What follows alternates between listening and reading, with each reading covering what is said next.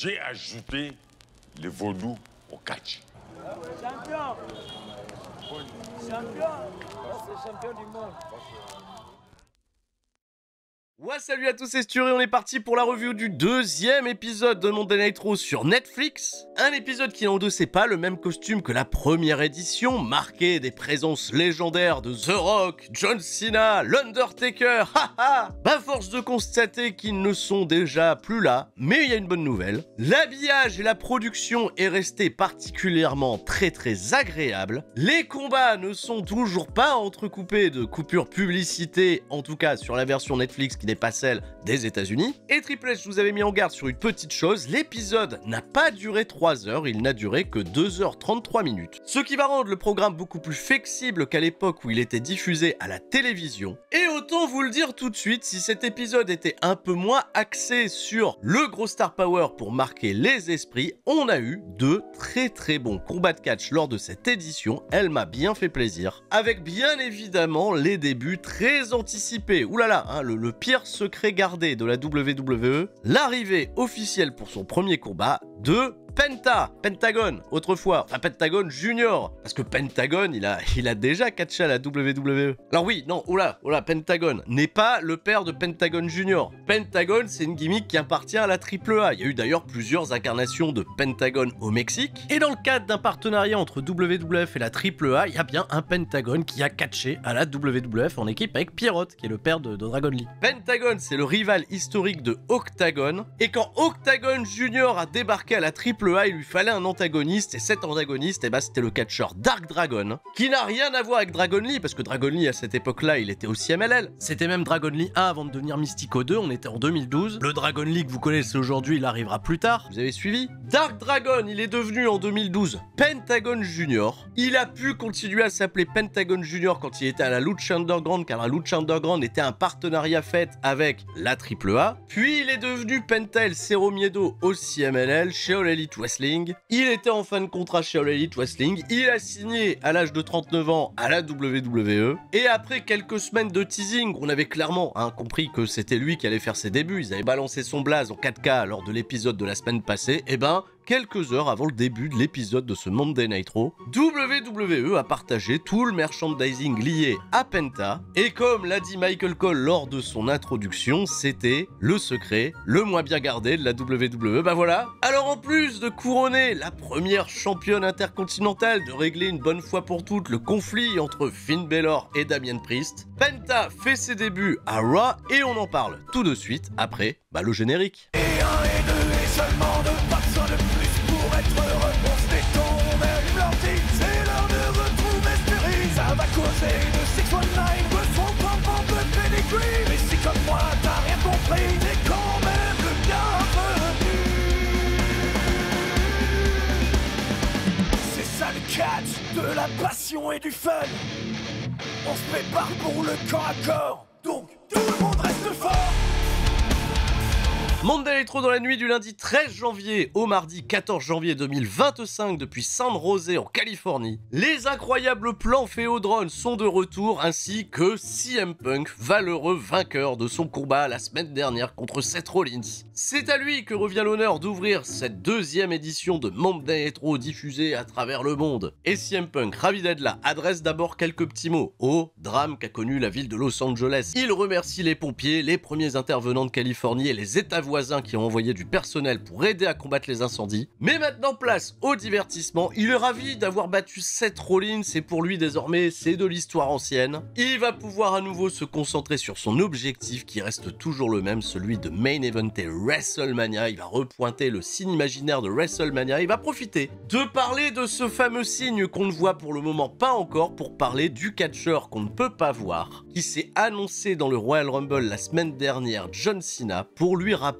que CM Punk a toujours été en capacité de le voir. Longue histoire entre John Cena et CM Punk, et s'il y a bien quelqu'un qui a le numéro de John Cena, c'est bien CM Punk, au vu de son record historique de victoire sur ce dernier. Donc CM Punk, vous l'aurez compris, a déclaré qu'il participera lui aussi au Royal Rumble. Lancez ma musique, mais c'est pas sa musique qui se lance, c'est celle de Seth Rollins. Voilà, désarroi, un total pour CM Punk. Seth Rollins, bon, je suis un peu rassuré, il est venu de manière un petit peu sobre. On n'a pas eu droit au traditionnel rire, Non, Seth Rollins ça va, il fait la gueule, il retire les lunettes de soleil, il a un œil au beurre noir, CM Punk se fout de sa gueule. Cependant, si Seth Rollins s'est pointé, c'est parce qu'il est avant tout un homme de parole. Il avait dit que après avoir affronté CM Punk, il sera là pour tous les Monday Night Raw. Alors même si c'est pas évident pour lui, il est présent ce soir. CM Punk le revanne derrière en lui disant « Ouais mais t'as perdu quand même la semaine dernière, j'ai gagné ». Rollins lui dit qu'il a perdu beaucoup de matchs très importants dans sa carrière, il a perdu à WrestleMania, mais pour autant, il a bien conscience que cette défaite face à CM Punk est certainement l'une des plus lourdes à encaisser de sa carrière. Cependant, il a désormais une nouvelle quête, celle de faire chier CM Punk. Et pour se racheter de son faux pas de la semaine dernière, il veut le priver d'aller main eventer WrestleMania et c'est pour ça qu'il annonce officiellement qu'il participera lui aussi au Royal Rumble 2025 pour le gagner déjà quand même, bien sûr, il veut le gagner, il veut pas juste éliminer CM Punk, il a dit je veux le gagner. Et on va à peine laisser le temps à CM Punk de répondre que Drew McIntyre s'est invité à la discussion. Intéressant de reconfronter CM Punk à ses deux derniers rivaux à la WWE, d'ailleurs ses deux seuls rivaux depuis qu'il est revenu.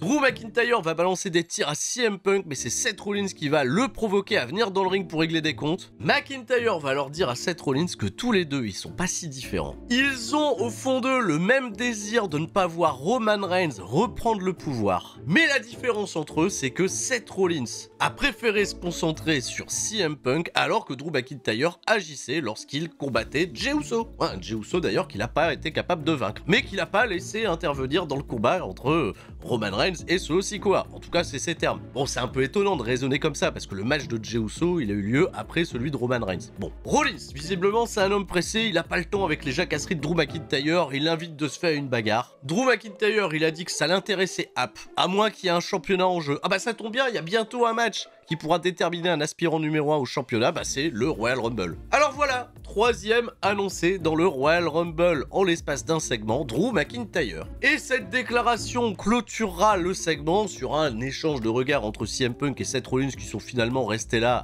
à assister à ces déclarations. Ça commence, cela dit, à faire du très beau monde dans ce Royal Rumble avec, je le rappelle jusqu'à présent, les participations de John Cena, de Roman Reigns, de Drew McIntyre, CM Punk, Seth Rollins. On sait également qu'il y aura LA Knight et Jey Uso. En termes de noms prestigieux, faut bien l'avouer, c'est particulièrement solide.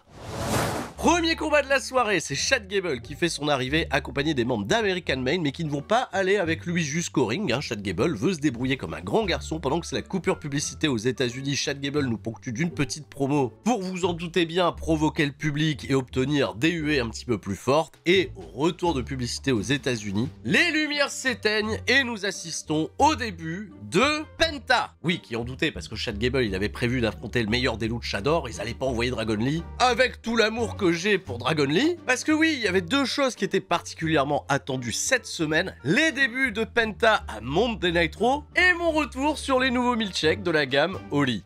Immense nouveauté dans la gamme des boissons Holly en 2025 avec l'arrivée des milkshakes. Non mais attendez, mais comment ça des milkshakes Holly? Mais c'est incroyable! Et oui, car en plus des gammes énergie pour le boost, hydration pour le sport et iced tea pour le plaisir, Holly voit sa famille s'agrandir avec 3 saveurs milkshake, vanille, banane et noisette. J'ai reçu ma commande cette semaine pour tester ça, une dose de Holly dans 300 ml de lait bien mélangé dans un shaker, quelques glaçons pilés et c'est un bonheur assuré ponctué d'une délicate mousse digne d'un Mexican Destroyer de Penta. Et pour les plus curieux d'entre vous, Holly propose actuellement une édition limitée de son starter set Deluxe avec 42 portions de ses 3 premières gammes comprenant au choix une bouteille en verre ou un thermoshaker. Alors n'attendez plus pour rejoindre le Holly Squad avec 5 € de remise sur votre première commande toujours avec le code STURY5 ou 10% de remise sur toute la boutique avec le code STURY. Mon lien affilié est toujours disponible dans la description, merci beaucoup de soutenir la chaîne. Et merci encore à Holly de nous accompagner en 2025 pour nous offrir une saveur aussi onctueuse que le catch de Penta.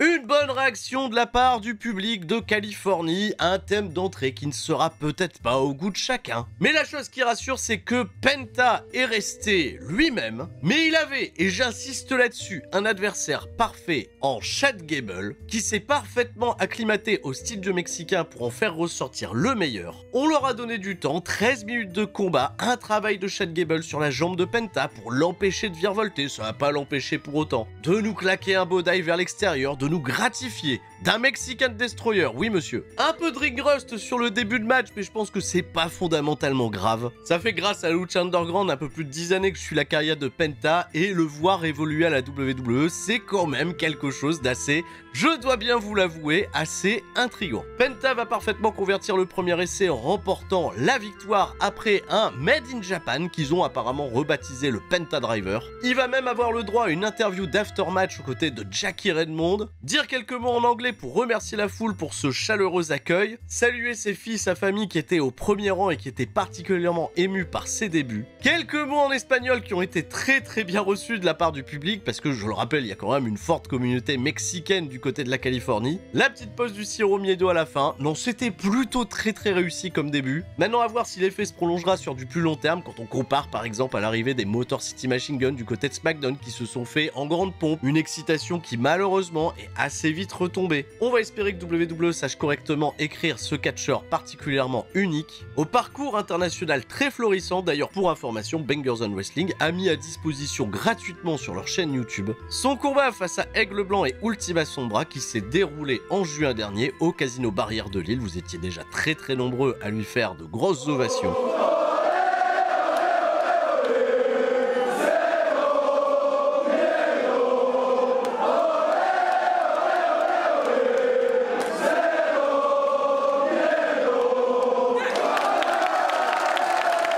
Join that conversation online using the hashtag BZWNA. Et on a déjà très hâte de le revoir déjà en action pour les futurs épisodes de Monday Night Raw et pourquoi pas pour un éventuel retour de WWE en France. Hein, il y a déjà la Belgique qui arrive le 17 mars, bien sûr, à Bruxelles, on n'oublie pas.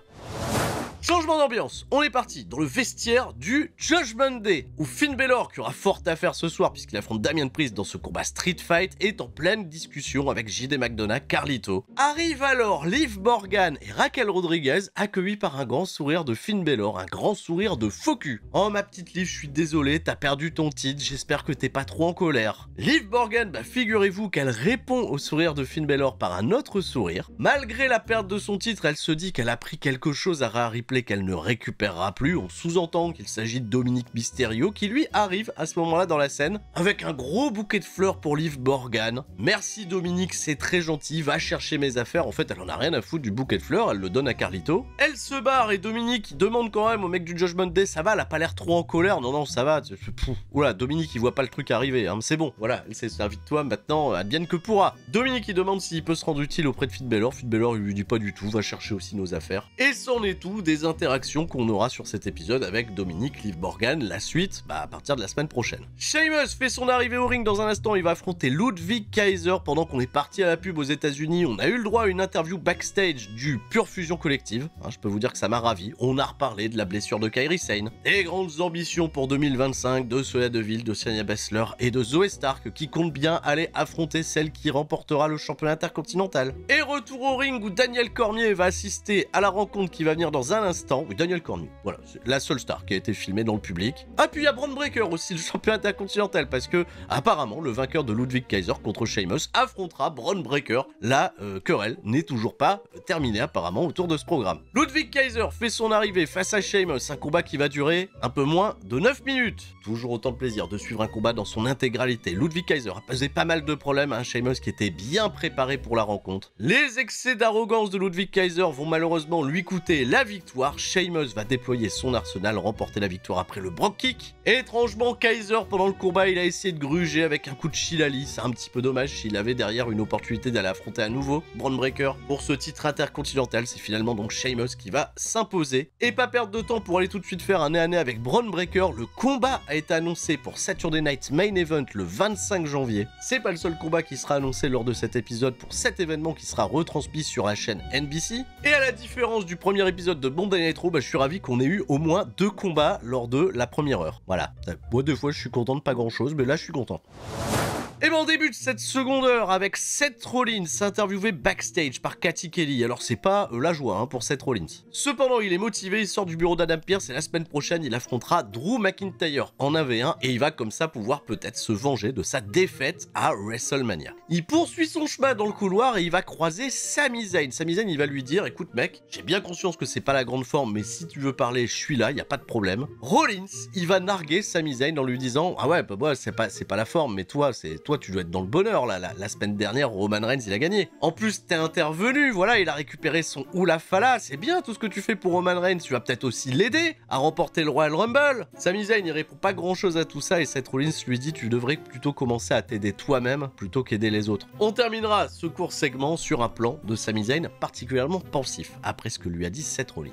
Voilà, juste des petites graines plantées comme ça sera très intéressant de savoir si Sami Zayn participe au Royal Rumble cette année et comment il se comportera auprès de la Bloodline de Roman Reigns. Alors que c'est la pub aux États-Unis et qu'on s'apprête à voir le ring général Gunther s'adresser à la foule, petite entrevue de Carlito et de JD McDonough aux abords du ring pour hyper selon eux la future victoire de Finn Balor. Rien de bien notable à part que je sentis que WWE ont un petit peu poussé les potards sur les huées sur Carlito et JD McDonough. Ah, tiens. Puis on est revenu backstage avec le Miz planté comme un gardien de sécurité devant la porte d'Adam Pearce. Qu'est-ce qui se passe? Il y a Karrion Kross qui sort du bureau d'Adam Pearce. Et Karrion Kross, il fait la gueule, vous savez pourquoi? Bah je suis tombé de mon siège en l'apprenant. La Wyatt Six a apparemment été transférée à SmackDown. Ah bon? Ah ouais, bon, bah on finit quand le programme. Donc Karrion Kross il s'énerve, il dit au Miz c'est pas normal. Et avant que le Miz il réponde à Karrion Kross, qu'en ce moment c'est les portes ouvertes entre Raw et SmackDown, on a qu'à aller là-bas. Mais il y a Sami Zayn qui est arrivé et qui a dit j'aimerais parler à Adam Pearce, et ce qui est toujours dans son bureau. Karrion Kross il lui a dit tiens j'ai écouté ta conversation avec Seth Rollins, c'est assez intéressant. De quoi il se mêle Karrion Kross. Le ton il a un petit peu monté, notamment entre le Miz et Sami Zayn, avec un Miz qui s'est foutu de la gueule de Sami, qui n'est jamais devenu champion du monde, alors que le Miz il a déjà été 2 fois, toi Sami Zayn tu seras jamais champion. Zayn ça lui plaît pas trop donc il va aller voir Adam Pearce pour réclamer un match contre le Miz. Karrion Kross il veut pas se mêler de tout ça, il a dit au Miz non toi c'est ton problème, tu te démerdes.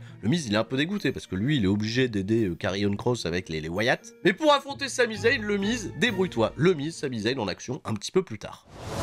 Le ring général Gunther, qu'est-ce qu'il veut cet homme-là? Il est bien habillé. Je crois qu'il a retrouvé la confiance parce qu'il est plus habillé comme un prof de SVT. On a refait péter le beau costard, on est sur Netflix, il dit qu'il a assisté à la première, il a regardé. Voilà, il rigole, on s'est battu pour un collier, CM Punk et Seth Rollins. Bon, tout ça, c'est pas d'un niveau incroyable. La vraie compétition, le vrai challenge, c'est se battre pour son titre de champion World Heavyweight. Bah ça tombe bien, il a pas de challenger. Alors Vlatipak, on va lui trouver un challenger qui débarque de manière impromptue, c'est quelqu'un qui a pas mal de momentum. Vainqueur la semaine dernière face à Drew McIntyre, Jey Uso, ça hit dans tous les sens. Et si en effet la victoire de Jey Uso la semaine dernière avait surpris pas mal d'entre vous, elle se retrouve parfaitement justifiée dans ce spot où on l'a bien compris, Jey Uso vient de challenger Gunther et Gunther, sa réponse, ça le fait marrer. Gunther il lui dit t'es pas sérieux, on s'est déjà retrouvé dans cette position où tu m'as challengé pour le titre intercontinental. Bilan des courses, t'as perdu 2 fois, mon cher Jey Uso, t'es juste un catcheur tag team. Et à la différence de toi, j'ai pas besoin qu'on m'appelle Main Event pour faire partie du Main Event.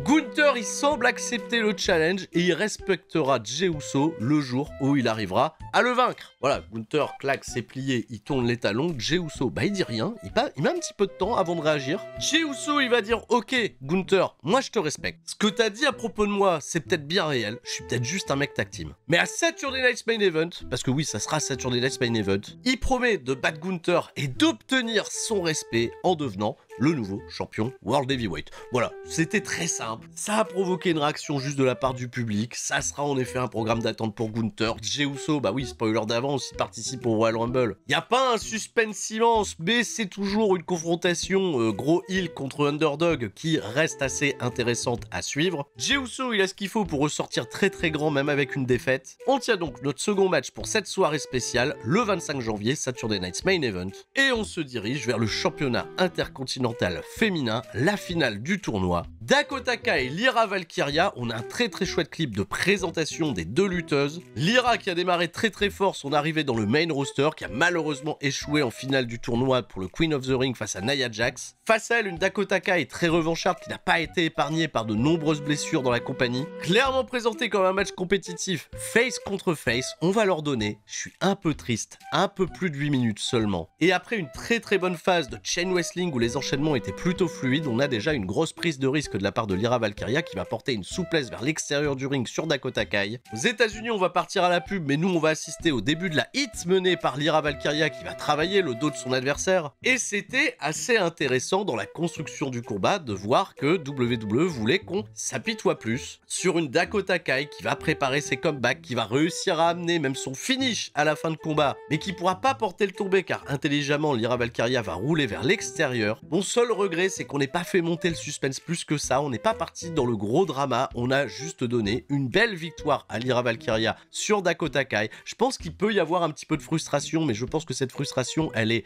assez logique. Surtout que WWE, je l'ai compris, ils vont avoir un gros soutien pour Dakota Kai. Lyra Valkyria était selon moi la bonne personne pour remporter ce championnat. Elle est clairement un très gros espoir pour WWE et jusqu'à présent, je suis très satisfait de la manière dont elle est portrayée dans le roster principal. On le rappelle quand même, c'est pas toujours simple de bien s'acclimater au roster principal. Un beau geste de respect à la fin et pour Dakota, je pense qu'elle sera très intéressante à suivre si elle participe au Royal Rumble féminin. Elle peut être une parfaite underdog et j'ai aussi beaucoup aimé le fait que Bayley était interviewée aux abords du ring avant le début du combat. Parlant de sa relation avec Dakota, Io Sky, Damage Control, elle avait beaucoup de respect pour Dakota Kai même si elles ont eu des différends par le passé. La team Dakota, soyez pas déçus, je pense qu'on est juste aux prémices de quelque chose de plus important qui s'écrira.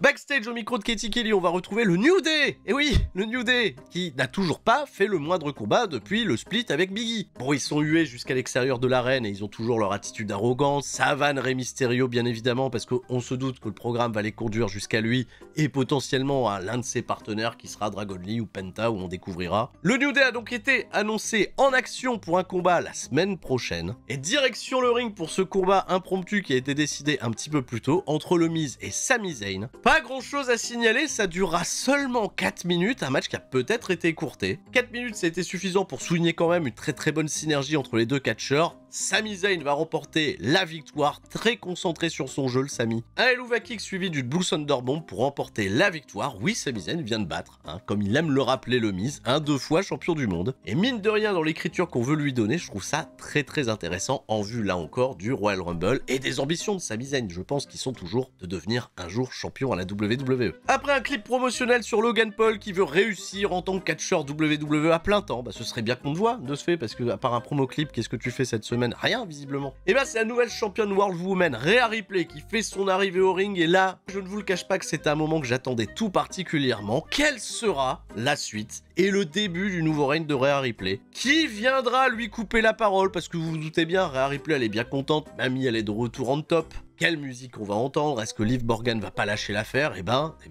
C'est pas Charlotte Flair, c'est pas Becky Lynch. C'est quelqu'un qui va l'interrompre que j'attendais absolument pas. Nia Jax, l'ancienne championne WWE du côté de SmackDown qui vient de perdre son titre il y a à peine une semaine. Elle est présente à San Jose en Californie, elle est présente à Monday Night Raw, elle nous dit que voilà, c'est dans le cadre des... comment ils ont appelé ça? Les window transfert, les fenêtres de transfert. Elle discutait avec Adam Pearce et elle a entendu Rhea Ripley jacasser, elle a décidé de se pointer et de dire qu'elle mettait tout le monde en notice. Elle compte remporter le Royal Rumble et affronter la championne de son choix. Ça veut dire certainement que Nia Jax, elle s'est annoncée dans le Royal Rumble. Et avant que ça s'envenime entre Nia Jax et Rhea Ripley, Bayley, dont j'ai parlé tout à l'heure, qui était là, voilà, pour assister au match de championnat intercontinental. Elle est chez elle, elle est à San Jose. Bon, Bayley, elle a pas toujours vécu des grands moments devant sa foule à San Jose, elle a souvent été humiliée, la pauvre. Et là, ça a plutôt bien se passer. Elle est venue chambrer Nia Jax, elle est venue assister Rhea Ripley quand la situation elle a commencé à en venir aux mains. Et Bayley et Rhea Ripley ont su chasser du ring Nia Jax pour une pop décente. Bayley c'était discret, mais elle a quand même bien regardé la ceinture de Rhea Ripley. Je pense qu'elle a toujours des ambitions. Est-ce qu'elle reverra un petit peu plus elle aussi du côté de Monday Night Raw? On s'était surtout là dans le cadre de promouvoir son affrontement contre Tiffany Stratton à SmackDown pour le championnat WWE féminin. Je pense pas qu'il y a un réel programme qui est en train de s'installer entre Nia Jax et Rhea Ripley. Quid de la suite, quid de la prochaine storyline de Rhea Ripley?